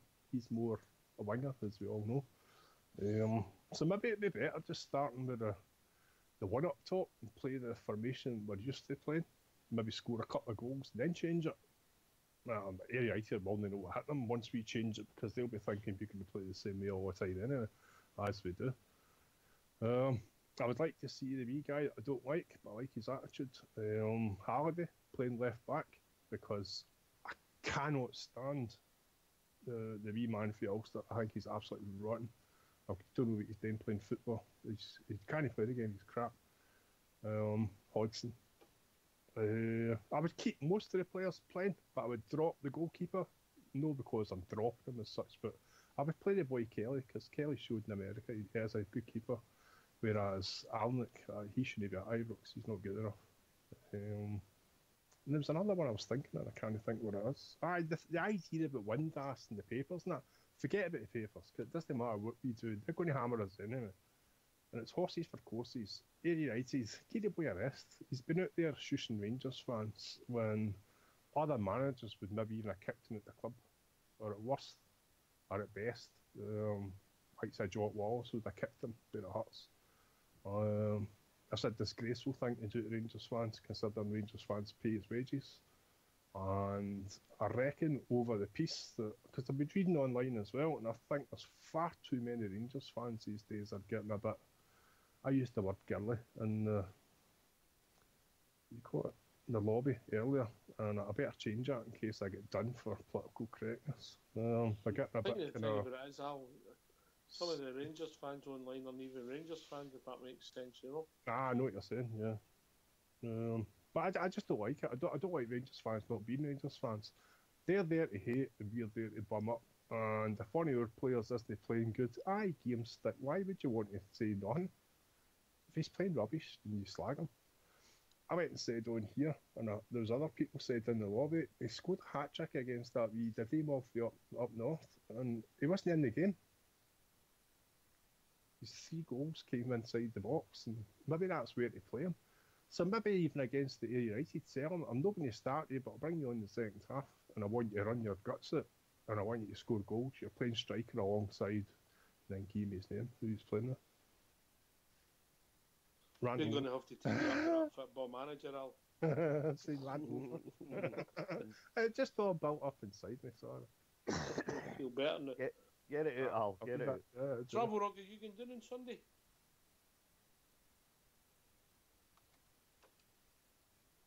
No, at the moment. I'm not planning to go down on Sunday. No, I'm supposed to be going to my holiday home. So where is it? Parked up. Still locked. Papa Ben Nevis or something like that. Somebody. The Bonnie Banks. Oh, it'll be nice, yeah. It's to be really cold. It's a bad all that cold. rain and snow coming in, sleet, and you're going to be sitting in a boat. That's fine. What you lot like? That's shocking, by the way. Yeah, what's happened to Ibrox Loyals? This jockey still got him under control here. Is she not letting him? Has she got him cornered for a Friday night? Well, let's just say Ibrox just doesn't let the grass grow long under his feet, does he, Bridge? Oh, no. I know he doesn't. He was telling me all about it at the weekend. Good luck to him, but he maybe needs to just put the foot down there. We don't know. He's told you, but he's certainly not let all of us into all the intimate bits. So maybe you could spill the beans on him then. Well, speaking of intimate, I think he was taking me to see that 50 Shades thing tonight. I think. That's the reason why he's not here then. Back row of the movies. Oh, that all falls into place. He said to me the other night, he said, I did get a set of cranes and a colouring book.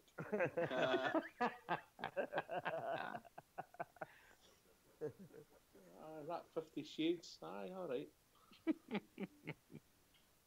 I just get it. Well done, Al. I was reading the lobby and I was kind of like, I wonder who's wee kind of daisies, and I'm thinking, what's he saying? Yeah, I get it. Alan, welcome to the real world. Yeah, I need to remember that one. That's superb. Good. Well done, pal. Well done. Gary, did he hear you laugh? No comment. You didn't get it, Gary, did you? No, it's no for me. I get roped into watching the very first one, and that was it. Never again. And when I say I get roped in, I don't mean. Does that know what the film's about? That's what I'm saying. I don't mean in that sort of way. I watched it in the privacy of my cabin offshore, all alone. Sat there with a wee cocoa and a wee. Ever since your goodbye. All alone with just the beat of my heart. Dimmed the lights, sat there with a smoking jacket and the cravat on in the cabin. Wee glass of wine. Some candles burning in the corner. Dim that light, boy. Love it. Brilliant. Was it Captain coming to see Roger the cabin boy, aye. Welcome to the Golden Nugget, boy. Ibrox Loyals don't hear me. Kilcott's in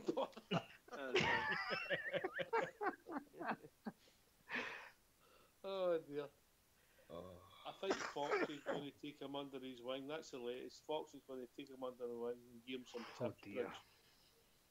Oh dear. I fear the worst. I pointed him in that direction. He asked me. I thought that was a bad move, Travel Rock, so I put him over to Fox. You can just imagine Fox inviting him round. Come on, we'll sit down and watch 50 Shades together. I'll teach you a thing or two. I tell you, the best way to pick them up is to get one of the chairs that I've got. Because then when they're drunk and need a seat, I'm there.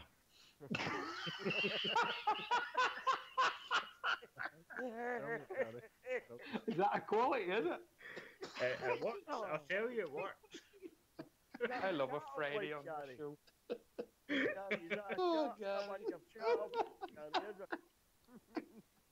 Hey, Gary, what do you like? Gary, can't you? What do you like, Gary? You're a wild boy. I've been howling onto this side all night just for you. You're a wild boy, Gary. You need to behave yourself. Just lift the skirt up, doll, and sit there.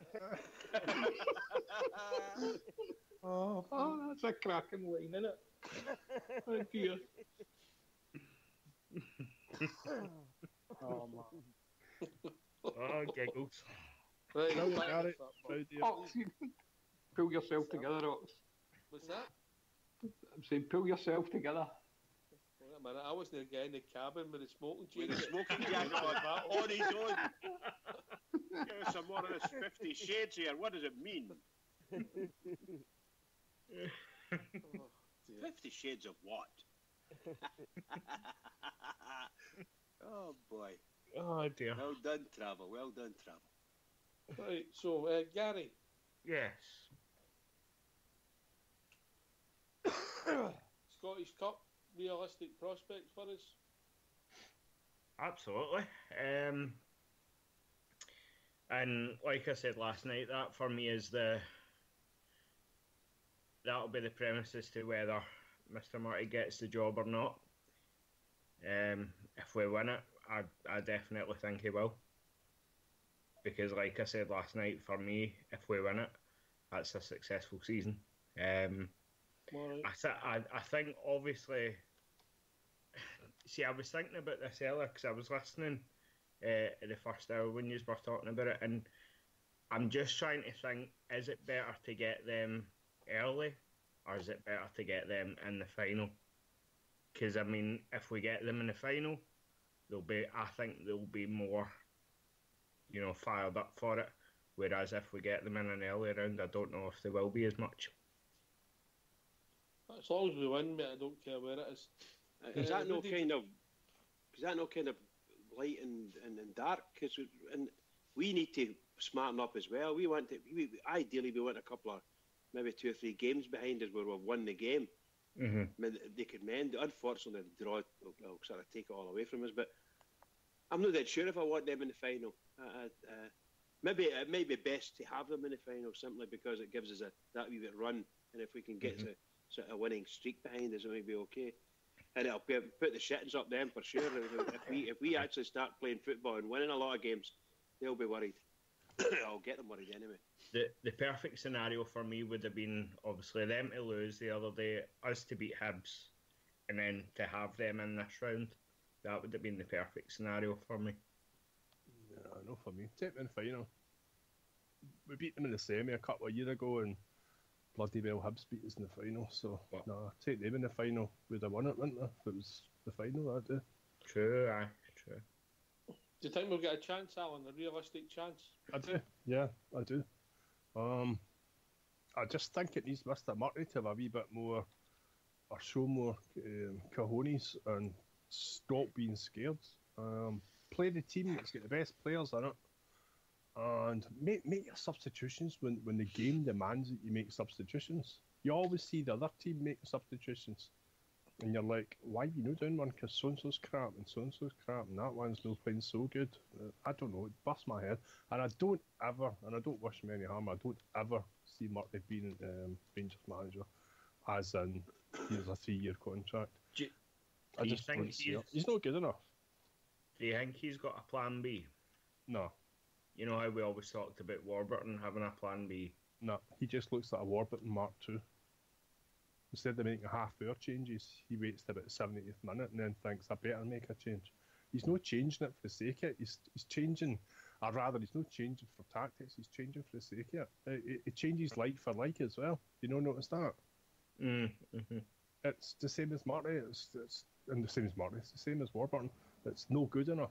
Rangers Football Club demands a proper manager.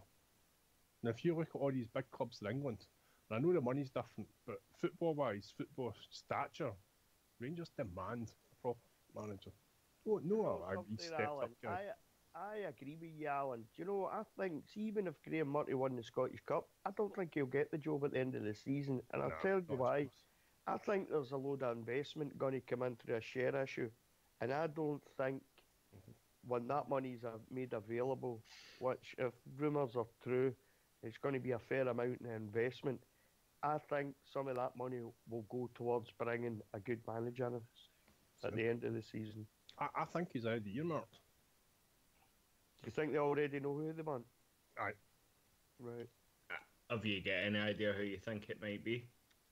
Well, we know, but we just can't tell you. Yeah.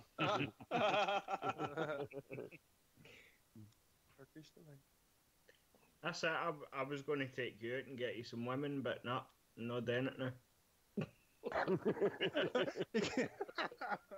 See, because you're a bad man, Gary. Because you went and said what you went and said, I've got this week in a scenario in my head, and we're all out one night in wheelchairs. Come on, guys, let's storm this joint. It's just all wrong.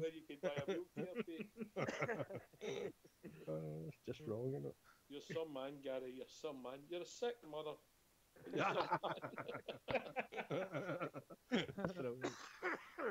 I've got a twisted sense of humour, it's fair to say.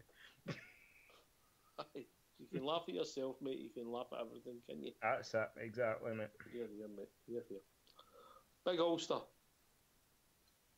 You got your seat sorted for the final. You coming over for the final? Well, you'll be happy to hear I had a chance of coming over for Sunday's game, but I declined. She's working all day, so I could get nobody to mind the wee one. So, could you decline all the Scottish Cup ties? No, I think we can go all the way. Of course we can. Yeah. Good enough. We've got a good enough squad there. We can do it. Fear nobody, and let's just give it a good go. We've got a good enough squad. Really bear. Aye, I mean, I would like to see Graham Murray become a bit more fearless, though. You know what I mean? I'd like to see him trusting the quality that he's got available to him. Like I said the other night, his hands are a wee bit tied just now. You know, Kenny Miller's back in the squad now, but Lee Wallace, Graham Dorrans, Ryan Jack, Ross McCrory, all out injured. You know, these are all good players. These boys, you know. So his kind of hands are tied a wee bit. But I think he needs to be a wee bit more fearless. And I'm convinced if he was a bit more fearless and put a bit more trust into these players and changed it up when it needs changing up, no waiting to the 70th minute before he does it, changes things when it needs changing. Because we can all see during the game that it's not working. If he changed it when it needs changing, was a bit more fearless about it, he would get results. I've no doubt that we can have a good run in the Scottish Cup and get to the final.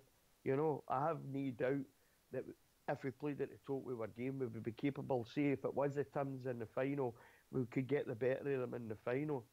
But no playing the way that we're playing the now and going about things the way Graham Murphy's going about them the now. You know, it's like Alan touched on it there. He's got to be a bit more fearless. He's got to change things when they need changing, and he doesn't do enough of that for me. You know. Report card on you go, Al. On you go. It kind of looks reactive rather than proactive, doesn't it? Aye, exactly. Exactly, Alan. That's a good way of putting it. He's reactive as opposed to proactive. You know, if he looked at things, say, in the first 30, 40, 50 minutes of a game and thought, right, this is no going our way, let me do this, you know, let me change the shape a bit, or let me take him off and put him on, and we'll change the shape round a wee bit, and that'll throw the other team for a while, you know, until they can try and do something about it. But he doesn't seem to do that. He just seems to keep hammering away at the same thing until about the 70th minute. And by that time, you know, in some games, it's going to be too late by then. You know, it's going to be too late by the 70th minute of a game. And that's why I'm saying he needs to be a bit more fearless. If he truly wants to be the next Rangers manager come the end of this season for the next 3 years, he's got to develop a real backbone. So he has. He's got to develop a real backbone. He's got to become fearless, and he's got to drop players when they need dropped, or pull them off the park when they need taken off. Well, I mean, that's what I think. Yeah. You know, we watched Cranchar getting. What did Cranchar get? 70 minutes of a game. I don't know how Cranchar stayed on the park for 70 minutes. I saw games where Josh Windass got 90 minutes. He didn't deserve to be on for 90 minutes. You know, these are the big decisions that he's got to make if he wants that Rangers job full time. Well said. Only time will tell. What I do think, mate, is it's a 13-man game now, and you should have one of your subs kept back, obviously, because you don't want to get down 10 men. I think in professional football you should use at least 2 of your subs. Understand you might not use the last one, because if you put them on and somebody get injured in a tight game, you could put your team down to 10 men. I get that, but 2 of them should be used every game for me, and how you use them should vary. Alan, you want to come in on that, because I know you've got a passion for that, and then we'll go to Bridge. Was it not Murty himself that went and said that in the game that I was talking about, playing the guys for up north, that I think he said for about 20 minutes or something, he was wanting Windass to do what he wanted him to do, but Windass was doing his own thing. A proper manager, and I'm saying that, and I don't mean that disrespect that I've mentioned a few times, would take him off, and he would tell him, that's why I'm taking you off, because you're not doing what I'm telling you. I'm standing there shouting at you, telling you what to do, you're ignoring me, Gaff. And if I've got players there that he's not really wanting to bring on because he's thinking in his own head, I don't want to kind of break up what I've got, then that's also proving that he's not a good manager, because we shouldn't have the players at the club if he's not willing to play them. Bridgeman? That be Guy Dockett, he's got to start, isn't it? I think so, mate. I think so. This is the time, Bridgeman? I think on the wee Dockett chat, I think he's been injured with Hamilton Accies, and he wasn't quite up to 100% fitness, and I don't mean match fitness, I just mean fitness. I think hopefully he gets a game on Sunday, and that gets 90 minutes in his legs playing for the Rangers. That's probably what he needs, as many of those 90 minutes as possible. But Sunday might just prove if he's up for it. That's what we need to see. Is he going to be up for it? Because it's going to be different. He was playing for the Hamilton Accies, and when he played against us, he was quite good against us, But we all know the difference there, because it's like night and day, It's okay, you can get up to play against the Rangers, but do the Rangers need to go up to play Hamilton Accies? And of course they should, but it doesn't happen like that, So it can be a bit difficult. Good luck to him for tomorrow. Sorry? Will he start for you? I think he'll start. I would certainly the negative news that I got tonight from you guys was that you think Holt might be out. Did you know he had travel? I never heard him, pal. No.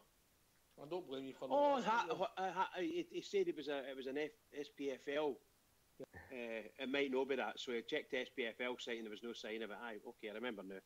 Well, I'll tell you what. If Holt isn't injured or suspended, then I can see Hope starting, and I'm afraid Mr. Dockett will just need to be on the bench. Has to be out. I see it anyway. Of course, if the Goss fella is injured with that sore face that I was saying, then Dockett will play in his place for sure. But the Rangers need to do it. Can I just have a big shout out? Because I'm sitting here and I'm thinking, one of my heroes was Watty, and there you go. Watty just knocked back the SFA for this job. And I say, well done, Watty. More power to you, pal. More power to you. I was saying to the boys before the game, I heard that he was contacted by none other than Malky Mackay in the first instance to see if he was interested in the job. What an insult. What a slap in the face to a guy that's a statue of Walter Smith to be spoken to by that idiot. No, sorry, guys. Sorry. I can tell you that, second hand, but it's straight from his mouth. That same step. Waters? No, the Terrier. All right, okay. That he would walk over hot coals to be the Rangers manager. Walter would? No, he's done it. That'd do it. Malcolm Mackay? Aye, Malcolm Mackay. He wants to be Rangers manager. Oh, no. Aye, but we were looking for a manager there. Oh, when we were, right, with you. Right, no for me, that. That's but I'm just raging that he was asked, apparently, somebody at the SFA asked Malcolm Mackay to get in touch with Walter to see if he was up for the job. Aye, but it should have been one of them since at the top. Of course. Malky Mackay. Oh, by the way, can you just imagine a phone call? Is that you, Walter? Well, it's Malky here. Who are you? It's Malky for the SFA. I don't know any Malkys in the SFA. Oh, Malky Mackay. Aye, the coach boy. You can just imagine Walter I'm certainly maybe not saying it, but he's certainly thinking it, you know. The youth coach? Is that not the youth coach? And he's phoning me, hey, Walter, do you fancy the job for Scotland? Reg, you can imagine I'm just saying it. You can imagine him phoning up that Archie note. And you know, I would, if I was Walter, he's roughly the same age as me, so kind of a generational thing. And if something happened, then I could just put myself in. I'm quite a calm and an honest guy, you know. And I was sitting there, and it'd probably stew on me for about 3 or 4 days. And the next person that spoke to me, if it wasn't the top man with all the prizes, you know, here's a big treasure chest, and there's a 5-year contract waiting for you. And what I heard was that he was offered a 2-year contract when the guy from Northern Ireland was actually offered a 3.5-year deal. Something like that, right? And what was that about, Bridgewater, just quickly? Why would they want a Northern Irish guy in charge of Scotland when the guy's a manager of Northern Ireland? That's just nuts. But the thing is, if they offered that guy the biggest salary the SFA have ever offered anyone, and they offered him the longest contract that they've ever offered anyone in a first go, and I'm thinking, well, if Walter Smith, and if someone says to him, is he interested, and he says yes, then the next phone call's got to be, well, Walter, we'll give you what we were offering him over in Northern Ireland, which let's say it was £1 million a year, I don't know what it was, or we'll give you £100,000 more, because I think Walter's a far superior manager to him. However, there you go. Apparently never get spoken to anything like that. It was just like, what do you think? Are you interested? And of course, you have to come in for an interview. Aye, right. Cheerio. And Walter's, we know Walter's intelligent. Walter would be thinking, I'm not going to touch this mob as long as that guy for Hibs is there. I can't remember his name.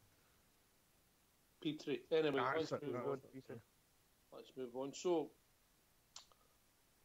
go to Gary. Yes. Easy victory Sunday.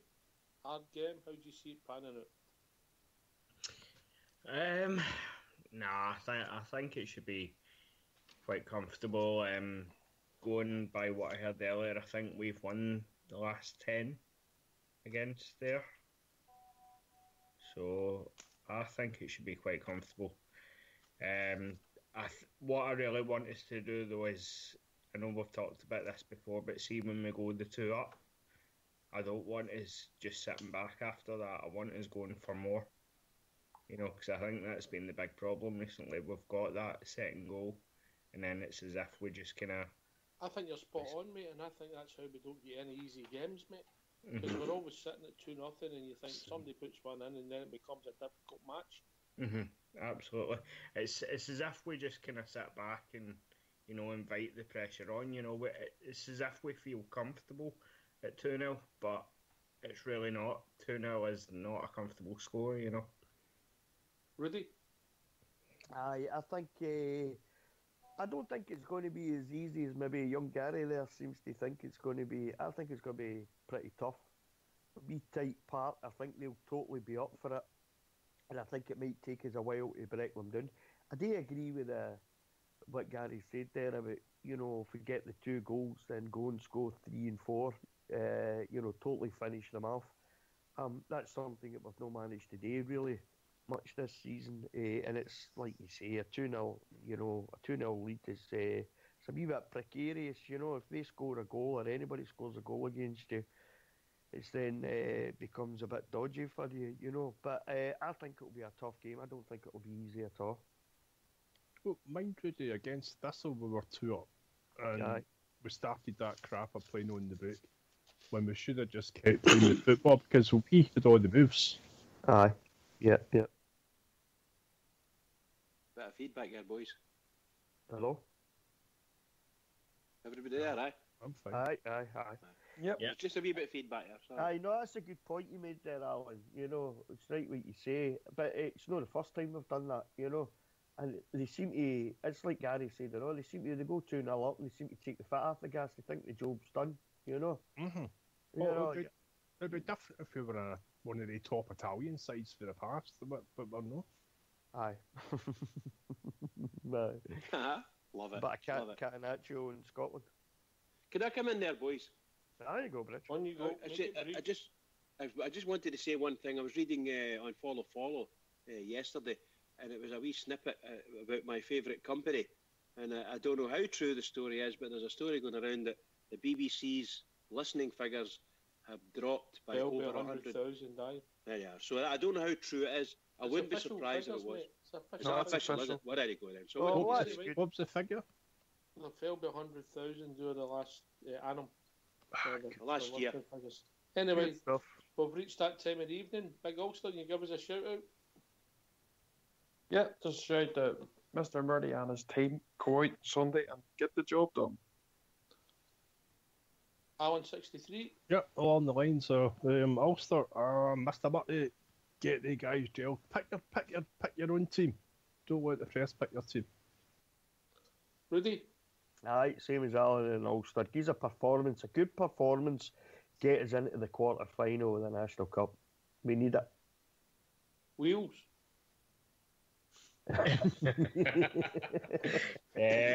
Yeah, same again. Just shout out to Marty and the boys, get the job done, and very quickly. Sorry to lower the tone, guys, but just to give a shout out to Gaza. News just breaking that his dad's just passed away from cancer. So big shout out to Gaza as well. Yeah. Just when the guys bouncing back, life can be very cruel sometimes. Bridgeman. Can I echo everybody's, particularly the last one with Gary there, echo everybody's shout-outs. Another smashing night, a wee bit quieter than the previous couple of nights there, but really sensible stuff coming out. So it's marvellous to listen to Rangers Radio. What a great station we are, seriously.